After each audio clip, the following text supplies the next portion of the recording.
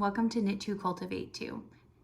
This is primarily a fiber arts podcast, but I get up to all kinds of shenanigans while homeschooling my kids. My name's Emily Wood, and I live in Midland, Michigan with my husband Colin and our two kids, Elias, who is in 6th grade, and Stella, who's in 2nd grade. We just switched grades, so I need to remind myself which grades we're still in.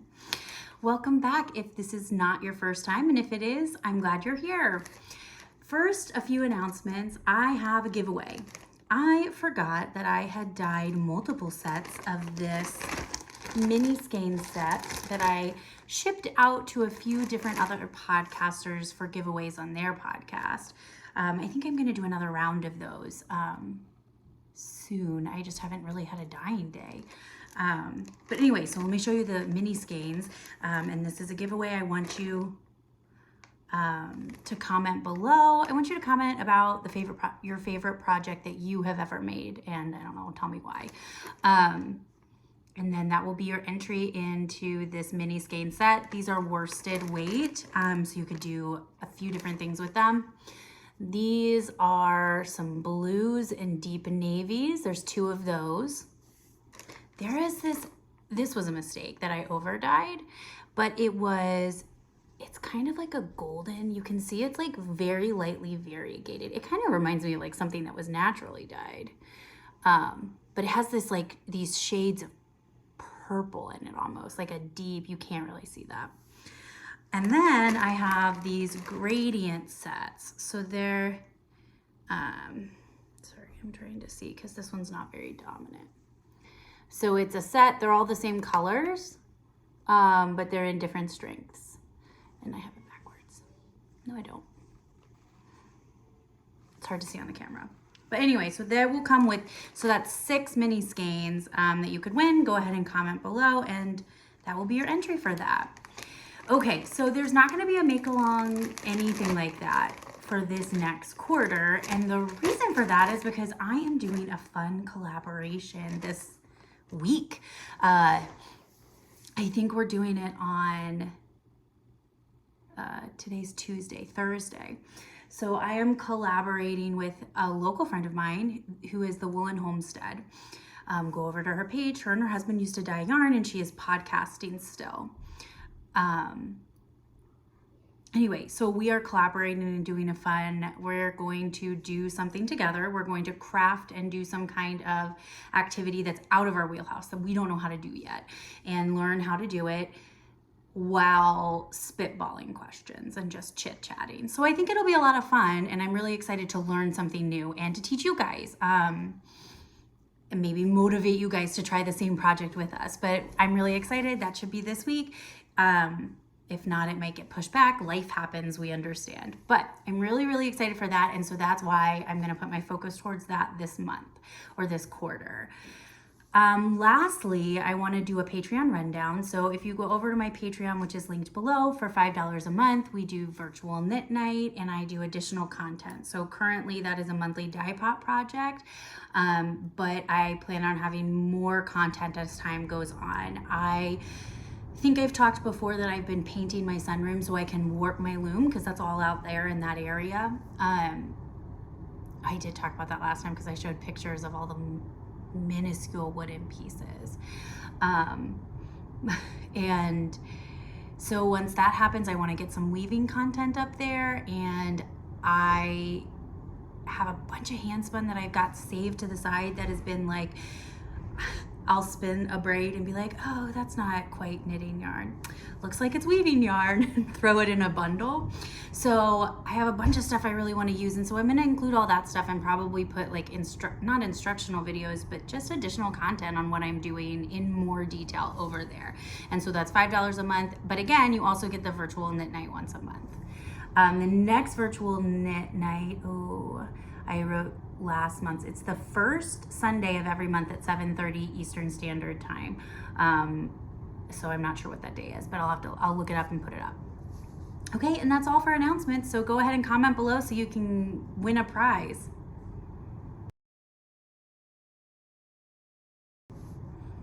Okay, so my vanilla knitting always is a pair of socks. I think I say this every time, but I was working on a pair of Vanilla is the New Black by Anna Fletcher, which is about $4.91 US. I'm using Desert Vista Dye Works Crazy Unicorn Frap. It's her sparkle base. I can't remember which one that is. I'll put it up. But I love it so much. This stripe has the blue and pink speckled. It has the strong heel or adapted strong heel. Yep, really, really love them. Got them finished. These ones are for me because I love this color. Yeah, but nothing to say about this. I'm not casting on another pair of these because I moved on to a pair of Rose City rollers, and I'm going to talk about this now.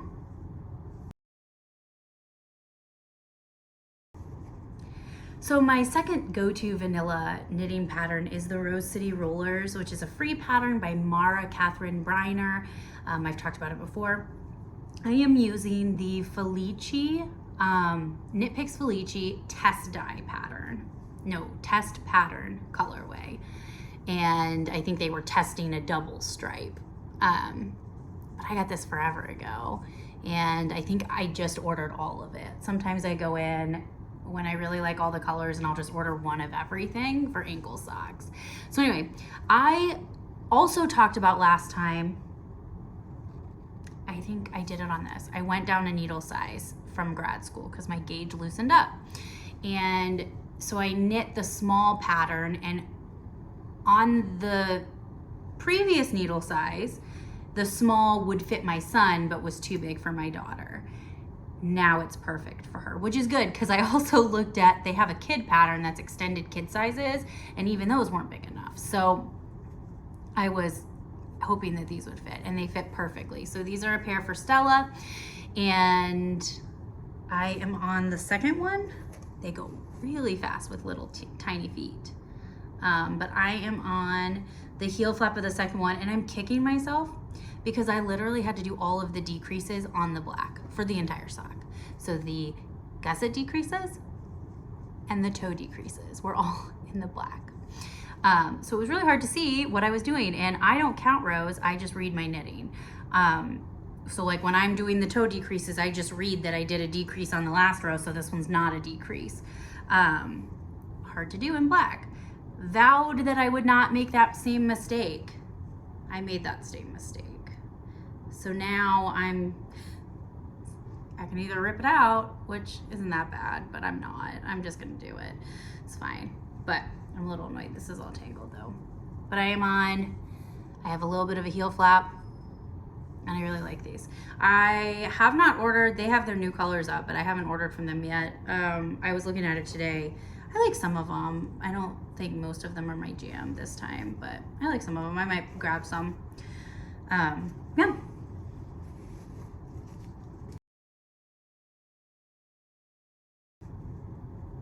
The next thing I'm working on is the Epernay by Thea Coleman, and it is $8 US. I'm knitting this as a test knit, nope, not a test knit, I'm sorry, a shop sample for Stranded Yarn and Coffee here in Midland. I'm using Plymouth Homestead Tweed. I every time have to put the color up because I don't know where I put the ball bands. I feel like I keep throwing them away. Anyway, so let's see, where did I leave off? I had finished the front panel and had one more inch before armhole shaping on the back panel. So I had not started sleeves. The next step is to do the neckband, but I didn't want to switch needle sizes yet since I still had the sleeves to do. So I went ahead and picked up for the sleeves. I have finished a sleeve and I'm on the second sleeve. So I've got the second sleeve right here. And the second sleeve matches this textured panel, which I love. And it let me see if I can hold it up. Whoa, I love it so much. Oh, and I love, let me see if I can get a good spot. There are these blue bits in it as well that don't pop up that often, but I love that. Yeah, so I'm really happy with it. I really like the sleeve shape too. You decrease at the bottom. I just really like how it looked. And it didn't give a bind off for the cuff, so I just did a tubular bind off, which I think turned out really good. I'm really excited about this. It's going to be very hard to hand it over before wearing it. I will say though, I tried it on,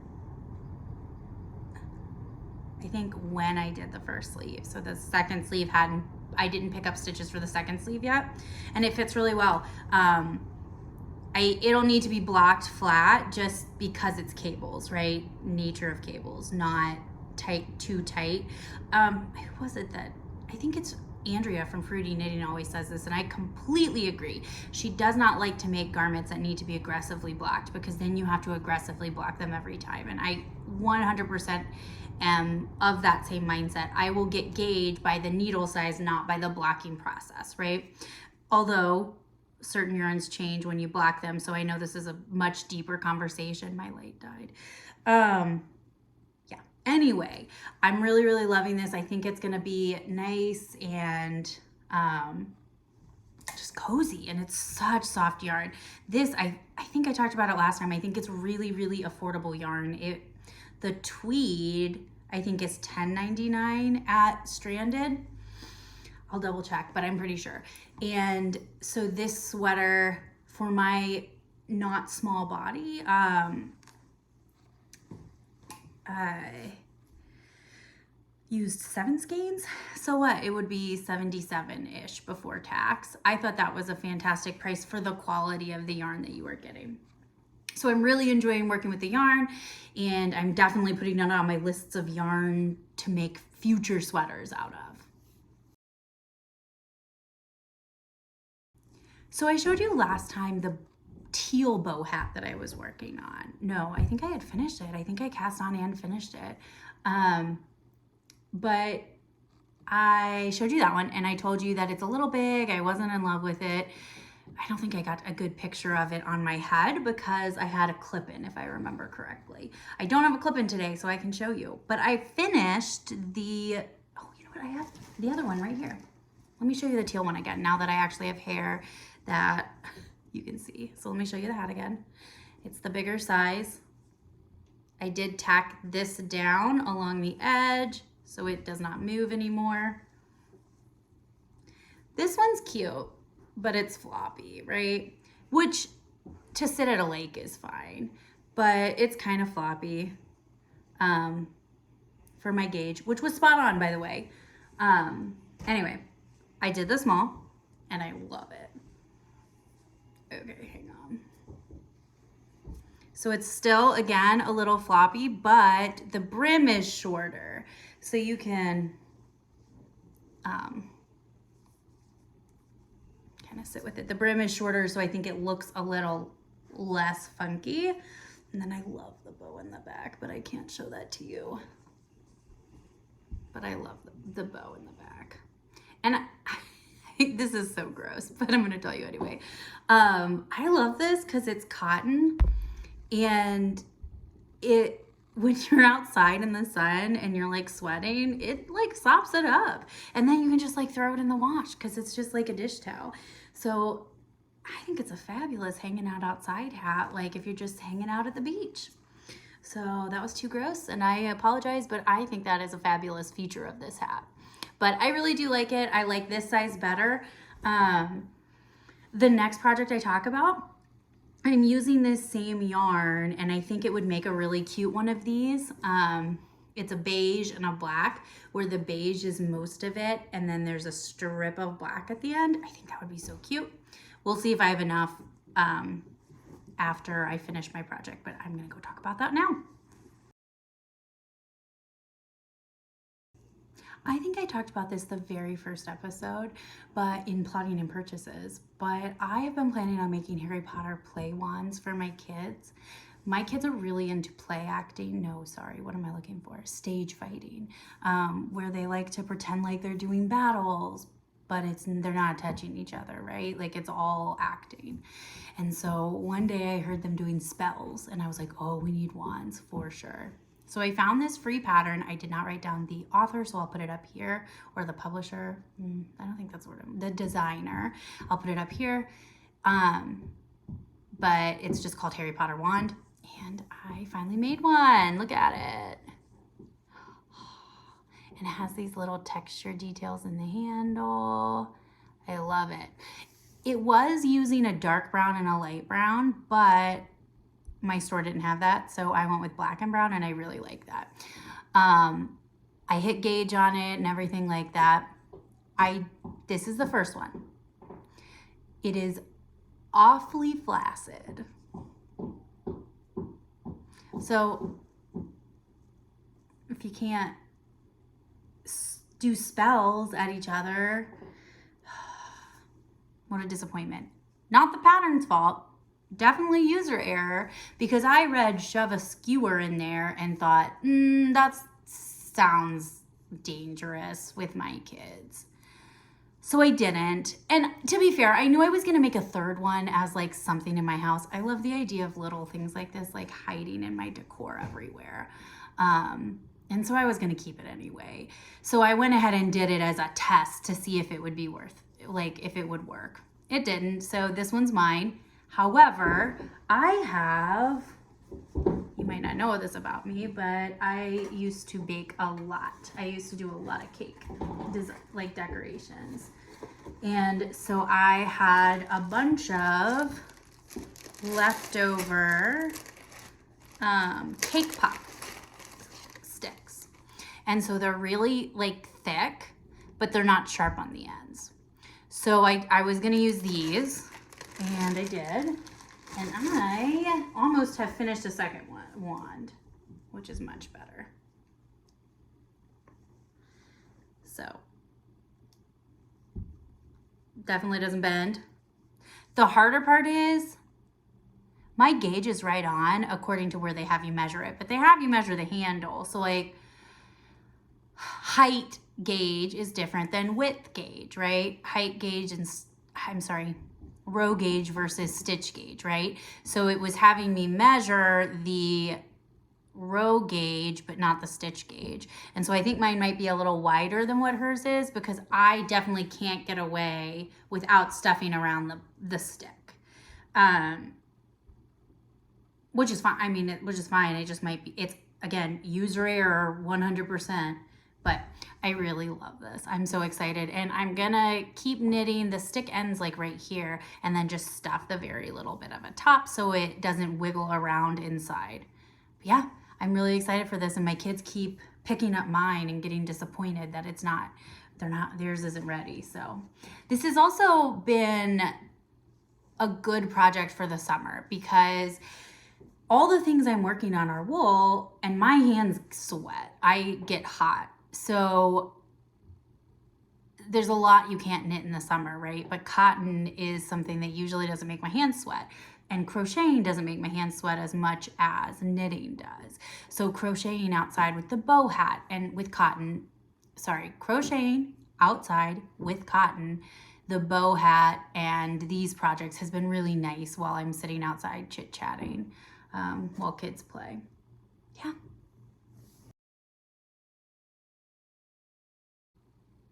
So for plotting and purchases, I actually do have some really awesome purchases, but I would love to hear what you guys have to say or get some advice on a project I'm looking at. But first I'm going to talk about, I am planning to cast on the Timberline, I think that's what it's called, by Jared Flood. I did not write this down. Out of this navy, it's like a variegated navy that I dyed up. It's going to be a sweater for my husband.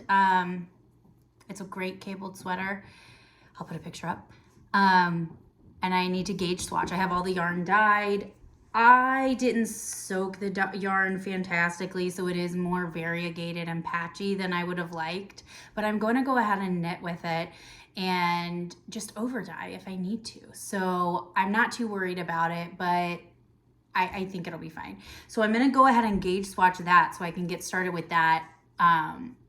Because for the epernay, all I have left is the rest of that sleeve and a collar, and I'm done.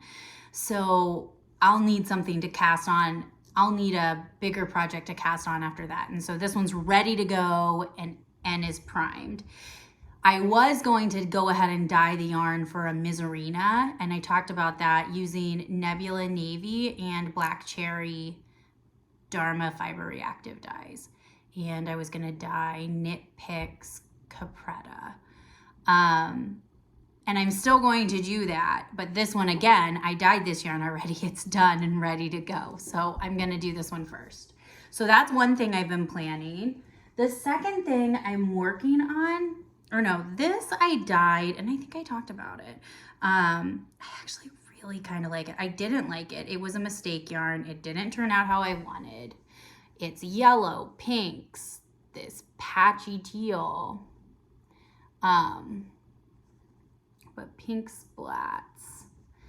And it makes me think of like like the primaries, the palette, like an artistic palette, right? It makes me think of a painter with a French hat on and like holding the palette with their primaries around. That's what it makes me think of. But I really like this. And it is Knit Picks, I think it's Knit Picks Swish worsted. And I have 2 of them, and I think it would make a really, I don't know what to do with them. So I have 2 of them. I'll look up yardage for Swish worsted and put it up there. But what would you do with these yarns? Maybe that should have been my giveaway question. Just tack it on at the end. What would you do with this? I actually am not hating it as much as I did. I really was upset with how this turned out, but I actually really like it now. So anyway. All right, let's get to purchases. So I went to Neighborhood Fiber Company, which when I was going into Baltimore, I did not know was there. I was really excited. Neighborhood Fiber Company is fantastic, but also it was really cool because you go into the shop, into the dye studio, which they were awesome and nice, and then go upstairs. I'm going to show you what I got because I'm so excited. First, I got some spinning fiber. I got the Cobblestone Roving, the color David Hess, 75% Blue Face Luster, 25% silk, and it's 4 ounces. And it is this gray with silk and these purple pops. And I'm so excited to spin it. There is a project on both of my wheels right now. So I really need to get some spinning done and find a time in the day that works to get, at least my 15 minutes of spinning in. Okay, the second thing I got, I am not typically a kit person. I really enjoy putting my color palette together myself. But I saw this and could not stop thinking about it. So it is a kit. It does not include the pattern, but it is the Velvet Mirror Cowl Kit, which is by Andrea Mowry. And this is using the, Surrey Loft, which is 65% Surrey alpaca, 20% merino, and 15% silk, which is in the Joyce Scott colorway. And then also using Capital Luxury Sport, which is 80% organic merino, 10% cashmere, and 10% silk in the color Waverly. And so the Surrey alpaca is really textured, right? And this is a color where cowl. So it's going to be a very, very textured cowl. And I know I mentioned this, I think it was the first episode when I bought some mixed matched yarn, which no, I haven't done anything with. But like how I want to mix textures and start getting into that stuff because I've never done any of that. So I'm really, really excited to do this, and the colors, I just couldn't stop. They were perfect. The white and the pink with the deep purple. Oh, I loved it. So those are my 2 exciting purchases that I got. Honestly, I'm on purchase hiatus. I have a lot of stash, and I really, really would like to pare it down. I'm not making a statement about stash size. I am absolutely just saying that I have a lot of it, and that overwhelms me. Clutter overwhelms me, and even if it's well organized clutter, it overwhelms me. So I am going to be shopping from Stash for a while. But this I could not pass up on. The other things that I kind of am just like plotting and doing, I have a few. I've been organizing stuff and getting ready for the school year and making sure, you know, we are in place, ready to go. And so one of the things is I'm organizing a lot of spaces in our house. And I organized some of my crafting spaces and found projects I hadn't finished. One of which is a pair of mittens that fit my son. One of them, let me show you the finished. This is in my entry video and I haven't even finished it. It's these Gryffindor colorwork mittens. I love the back even more. And I love the thumb. Gryffindor. I love these. They are a little snug on me, I think, but I might be able to put them on. Oh, I love it. It was before I don't even think I doubt I swatched for this. They totally fit. They're just snug, which, I don't know, they're not uncomfortable. But they're going to be my son's. And I have the second one, and I literally just need to pick up and knit this. I have absolutely no recollection of what needle size I use, though.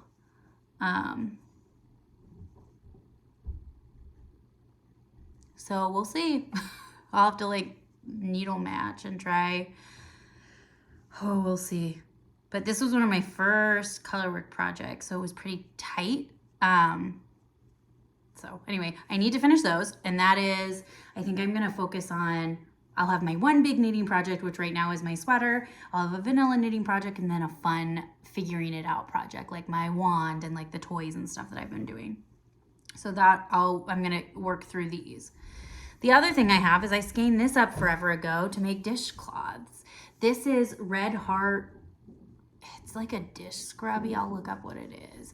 I actually, you know what made me think of this? Aquila, the lefty knitter, was talking, uses this, I think, is what it is. And she was talking about it. And it made me remember, oh, I have some of that like buried in my stash that somebody gave me that they said, you should try this. And I never did. So I had skeined it up, or I caked it up ready to use and didn't do anything with it. So that won't take long. And then two spinning related things. I have all these little turtles that I spun up on my Turkish spindle, which I've got right here. This is all tangled. And I'm plying a project. I did 4 ounces. Oh, I do love this. It's like neon pinks.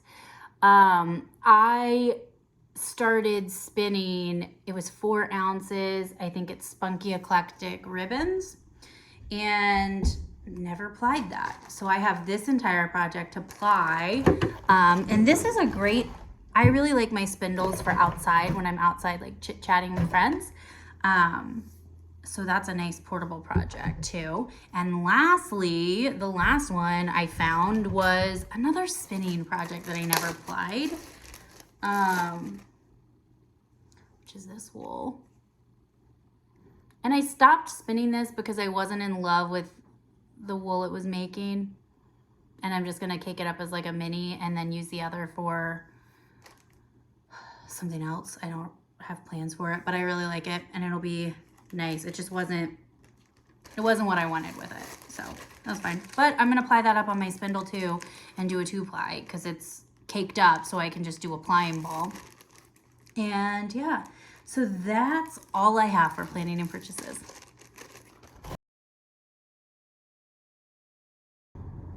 So on to homeschool and life. I have been talking about how we're planning for the next school year.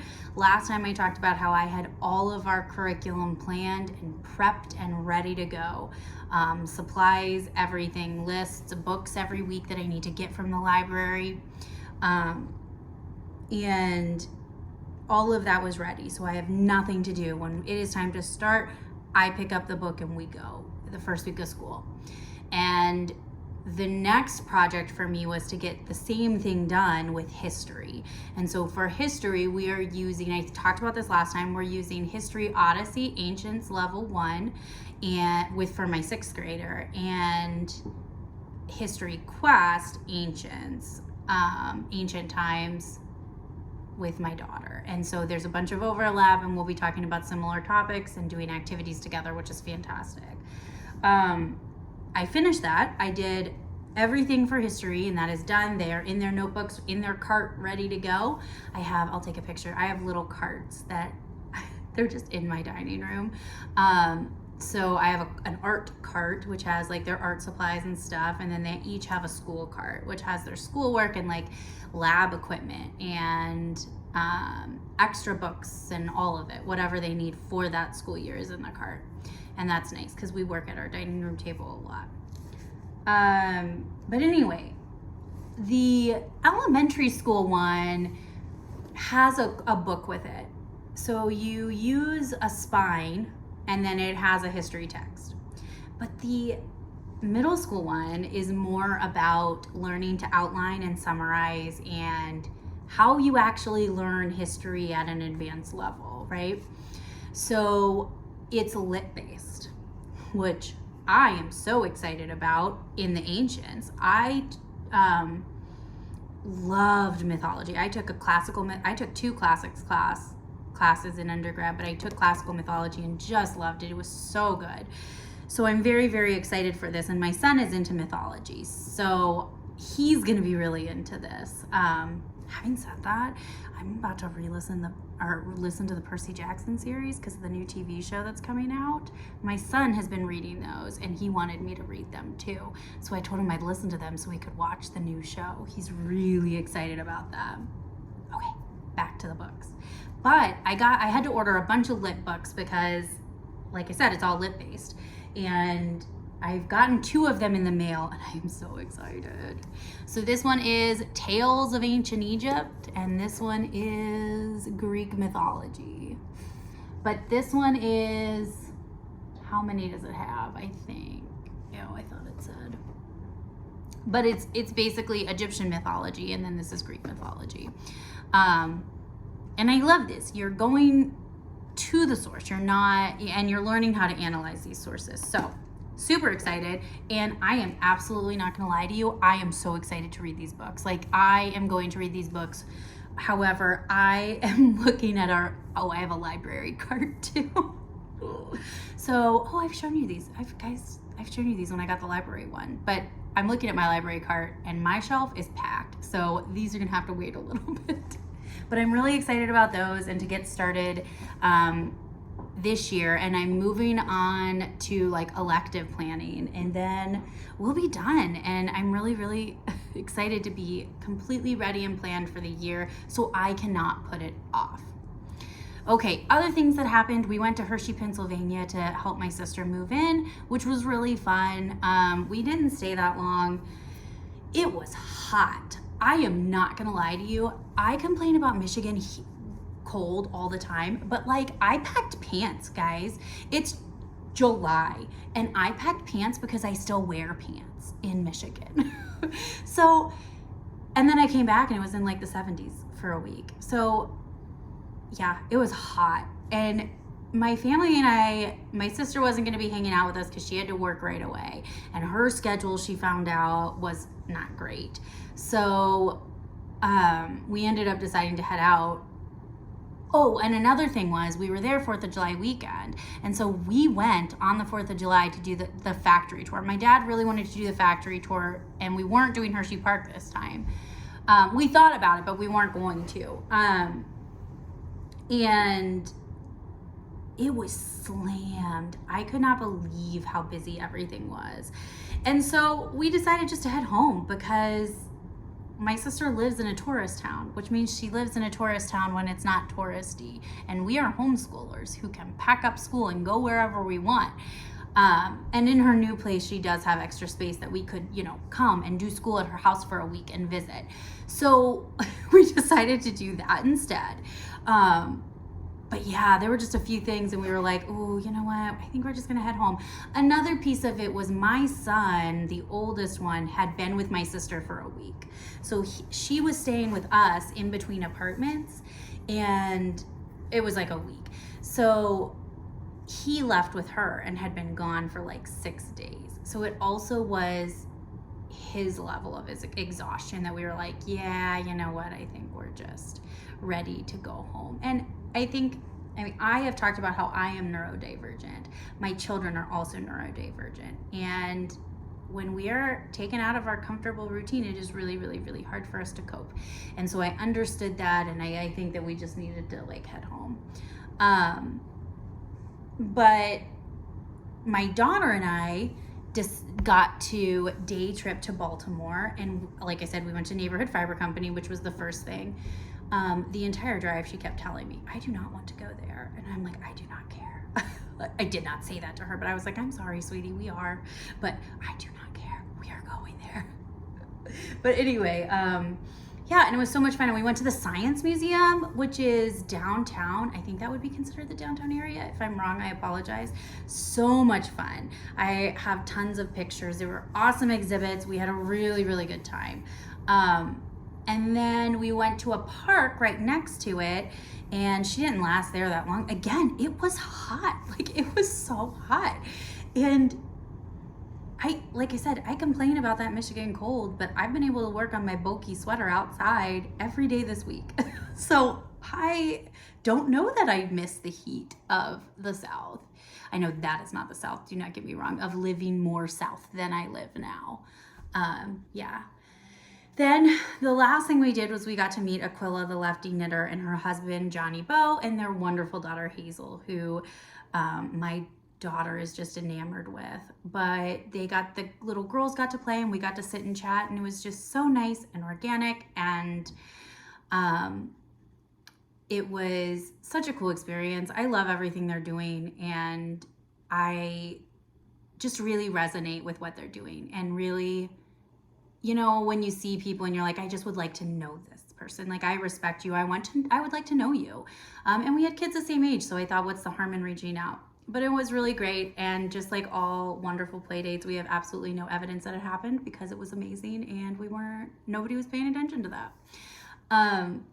So yeah, I'm sure most of you came here from her channel, but if you didn't, seriously, go watch her. I very, very much respect them. And it was a really cool experience to just get to hang out. And we just hung out in their yard and the kids played. And it literally is my absolute favorite kind of hangout. So it was great. But that's really all we did this week. Our summer hasn't been too busy, but just normal classes. My kids still take piano and swim lessons and all of that stuff. But anyway, that was our week.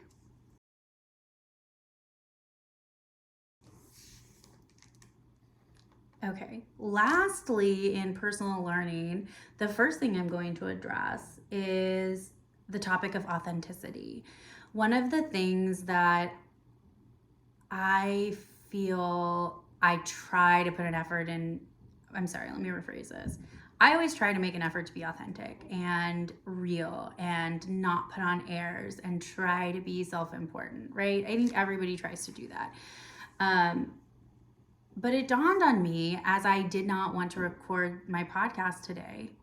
I analyzed why I didn't want to record. And it literally was because I didn't want to put makeup on. Guys, I have not worn makeup in years. I have skin conditions that are autoimmune. And on top of that, I have sensory issues. I cannot stand the feel of it. So I seriously do not wear makeup in my day-to-day life. The first time I wore it in, I would guess 3 or 4 years, was to record the first episode of my podcast. And when it dawned on me how inauthentic that was, and the fact that I didn't even want to do it anyway, or that I don't believe I look better with the minimal makeup I put on, struck a chord with me. So today I decided I wasn't going to do that. I was going to come exactly how I was today, record, and just embrace it. And boy, is that empowering. How empowering is that to take control of that narrative, right? So this is me from here on out, being authentic. Anyway, but there is value in that, right? I think the best compliment anybody has ever given me to this day was when a friend of mine told me, when somebody asked her why she liked me so much anyway, was she made the comment that they had been with me in multiple situations, social situations, and they always got the same person. Like, I didn't change my personality based on the group I was in or who I was with. Like, you know what you're getting.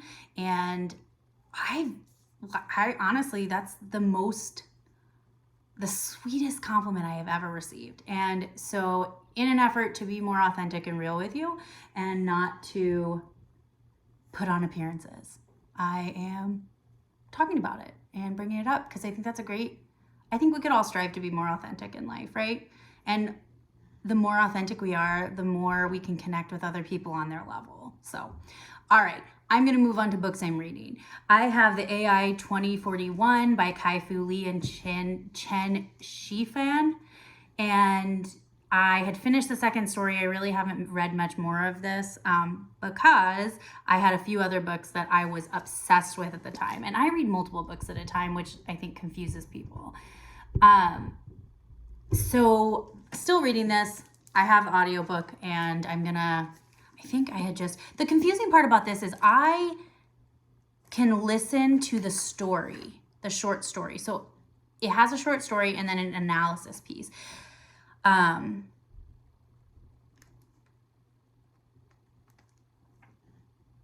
Anyway, I'm like way further than I thought. Okay, I'm on the third story.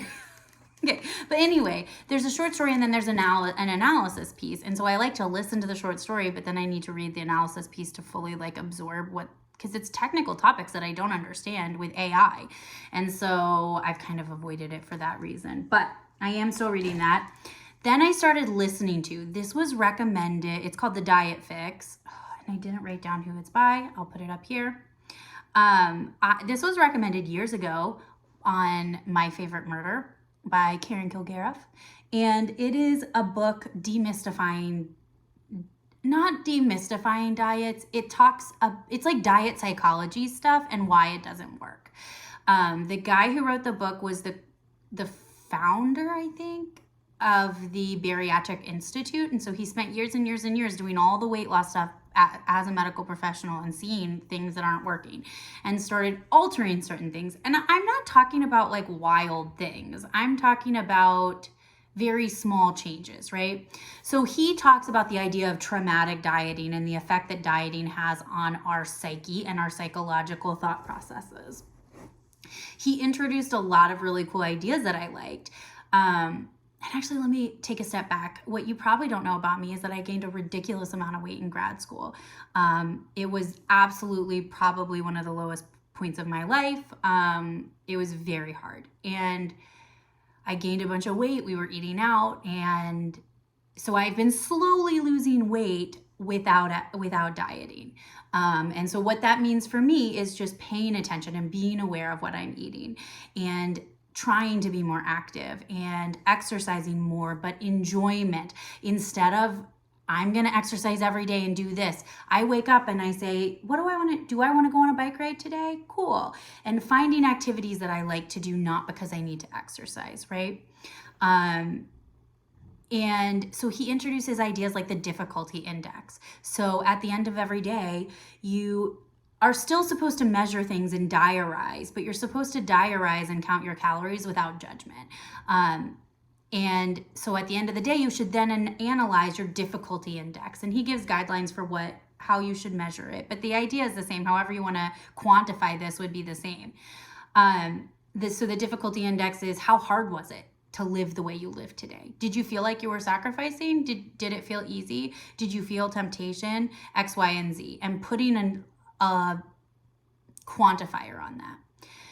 So back to that diarizing without judgment, I went into my MyFitnessPal app because of course I always try to do that. I always try to count and then lose track and then this, and this, but I've gotten to the point where there's no cycle of shame. Like if I don't count a day, I don't count a day. And I've gotten to the point where even when I'm going on vacation, I'm cautious enough, feel like I'm indulging, but cautious enough that I'm not gaining 10 pounds on vacation or 5 pounds on vacation.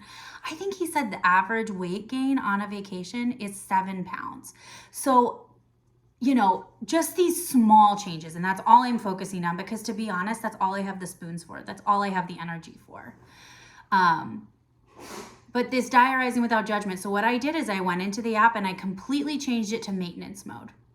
And the idea is that you diarize and you count calories because you need to make sure you're eating enough too. It's not just that you need to make sure you're cutting enough calories. You need to eat enough to begin with. And I have a lot of gastro problems. So that actually is a problem for me. I do a lot of like high dense, like those energy chews and protein shakes and things like that because they're easy on my stomach, but also like pack a heavy punch. But I changed my thing to calories. So to maintenance. So any deficit is beneficial, and changing that mindset, to the slow change, right? I also will say that I have no health issues that are causing me to need to lose weight. So this conversation is completely different for everybody, but I am personally talking about my personal journey and that I have the time to do this slowly and enjoyably. It talked about some good tips about not waiting until you're hungry to eat. And that, let's see. It talked about exercise and how this was a good comment. I really like this. Some is good, more is better, everything counts. So if you can get some exercise in, that's great. More is better, but everything you do counts. Housework, taking a walk, taking the stairs instead of this, everything counts. And I think that's a really important thing because in this journey, I have also been overwhelmed with my new house. It's a bigger house than we had before. It's more space. It's more to keep up with. And so reframing my housework as moving my body and getting exercise, even if it's not a ton, has really helped motivate me to do that. Yeah. So what else did we say? What else did they talk about? Let me see. Yeah. Oh, one of the things was he was talking about, I thought this was fabulous. He talked about how he used to go to a wing joint and get the large and how the calorie difference was 2,000 calories. Can that be right? I want to say that's what he said, that it was a 2,000 calorie difference between the large and the small. And so he would eat a 150 to 300 calorie snack before going and then get the regular size, which made him still feel like he was indulging, but he was basically pre-gaming for his cheat meal, right?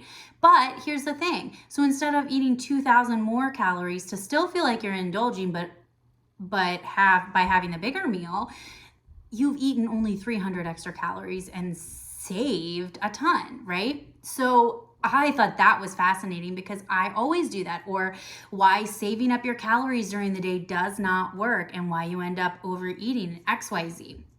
But basically the way this book was described by Karen was, this is the diet book for everybody that is tired of diets. And this was the book that just made her go, oh my gosh, I didn't understand this at all. And I have learned a ton. And I think it was very encouraging because they were reframing things the way I was doing them, or kind of like what I'm saying is I'm doing a lot of this stuff. And so it felt very encouraging to see this and to see why I was having some success. But really, really like it. Highly recommend it. And honestly, I'm not even doing, it's like there's 10 days of things you can do. I'm just reading it for tips and things to incorporate in what I'm doing. I'm not going through their 10 days, but I think it looks great. Okay. So next I started reading Sundial by Catriona Ward. Okay. I don't have this one with me anymore, but I'm going to put the cover up because it is phenomenal. This is like a gothic thriller set in the desert. And it gives me, if you ever read Sharper Things by Gillian Flynn, it really gives me vibes of that. Oh, it's so good. And it's so weird. I feel like it's definitely a niche book, but it's so good. And I was enthralled, which is exactly why I did not read any AI. But I was so into it. It was really, really good. I really don't want to give things away. There's a lot going on in it, and it took a little bit to get into it, but it was so good. She has a few other books out. I'm looking her up again because I really liked this book. Then I started reading The Family Chow by Samantha Chang.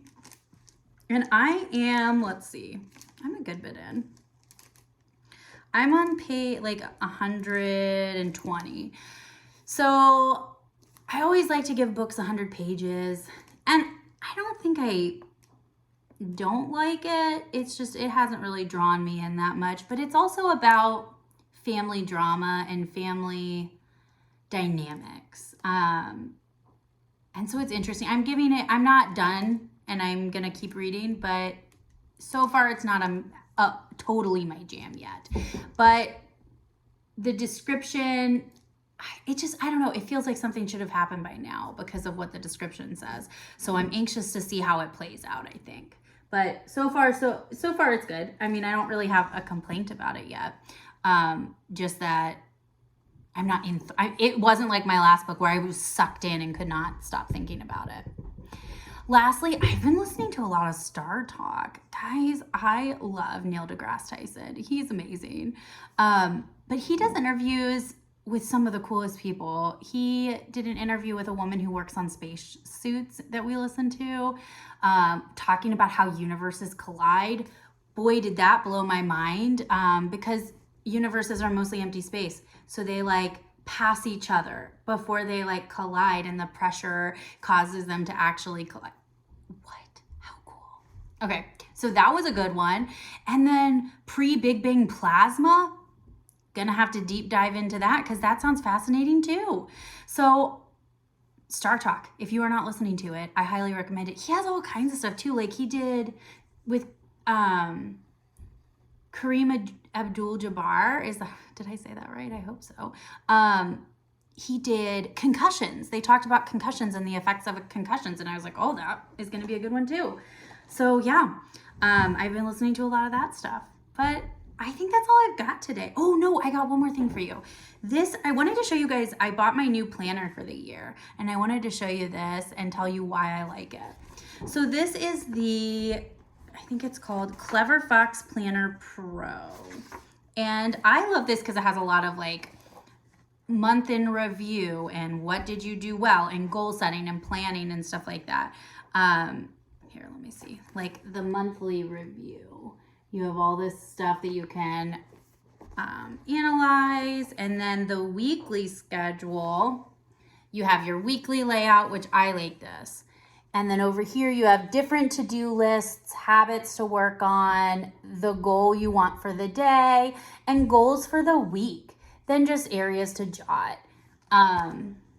Lesson. And then also there's like this week's wins, lessons learned, how to improve next week, and things like that, which I really like. I really like analyzing how did you do this week and keeping track of it. Again, my working memory is garbage with ADHD, so I won't remember this stuff if I don't track it. So this is a good way for me to do that. But there's also at the very end tons of bullet journal pages that you could do whatever you want with. So I love this calendar, but one of the things I really like about it, and this is a terrible admission, but let's talk about how ADHD users will use a planner for about a week and then be done with it. And this is just a constant cycle that happens all the time. I am not poking fun. I am saying this is an actual problem that people talk about in ADHD forums. What I love about this planner is that the dates are not set in stone. You put them in yourself. So if you don't want to waste pages, you could put in the days you're using and then say you don't use it for 2 months. Well, then the next week you just use it again. And you can get use this calendar for quite a few months. Or, you could use it for a few years if you were a chronic cyclic planner user. And so I really, really like this for that reason. I don't do that because I want all the dates to be in the same color pen is what it is. I'm not gonna lie, it's the OCD. I want February 1, 2, 3, and 4 to be the same as December 1, 2, 3, and 4. So I put my dates in but I do like a planner. So I actually use my planner, but I do miss weeks. But yeah, anyway, so I really like that, and I really think it's a good one for people with ADHD because of that feature. So I wanted to mention it. But that is all. Thank you so much for coming, and don't forget to check back in. I think before I record again, the collaboration should be up and ready. So I am really excited to see what everybody thinks about that. Have a wonderful week, guys. Bye.